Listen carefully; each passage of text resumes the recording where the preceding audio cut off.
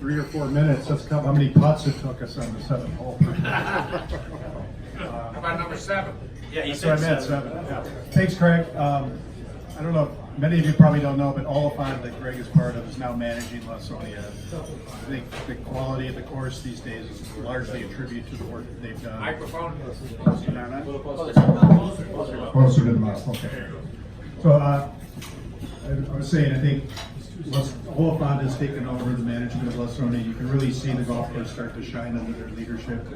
Mike Lyons, the superintendent, is doing a terrific job. The green, while the pins may have been really tough, the greens were playing beautifully today.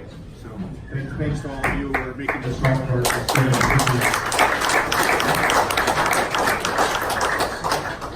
So briefly on Langford, really one of the most underappreciated architects from the 1920s, teens and 20s. This course was started in 1928, completed in 1930. One of his biggest budgets, $250,000, which in that era was a huge budget. So you can see there was a lot of earth moving out on the course, building the big bunkers and greens and things like that. So a lot of us who appreciate golf architects think he's really one of the best architects that existed in that period.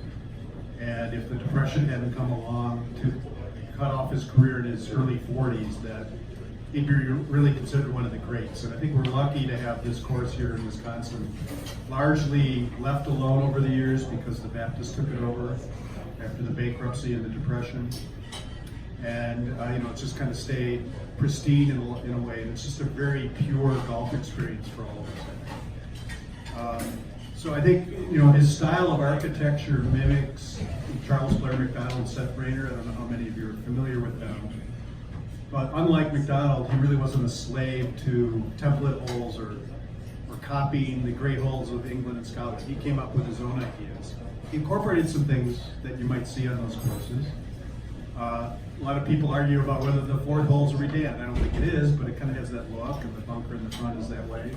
The 6th hole with the big bunker and about 150 yards out, a little like a principal nose bunker from St. Andrews that McDonald used a lot. Things like that. I mean, you see that, but he brought his own character to it.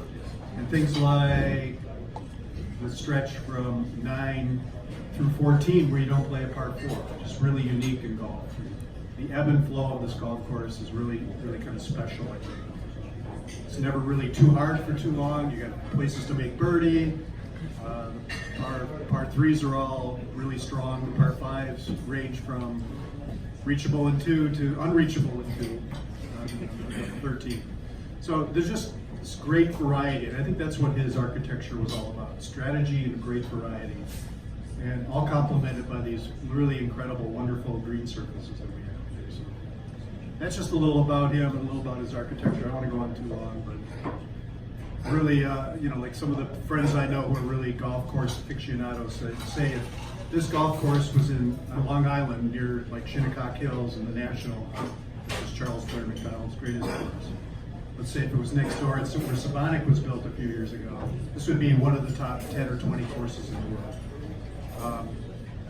It's arguable, but it's a very good golf course. Those of us who are lucky enough to play it really appreciate it. Thanks to Craig and the team at Oliphant. Hopefully it'll be here in its great state that it is today for a long time. So thanks a lot.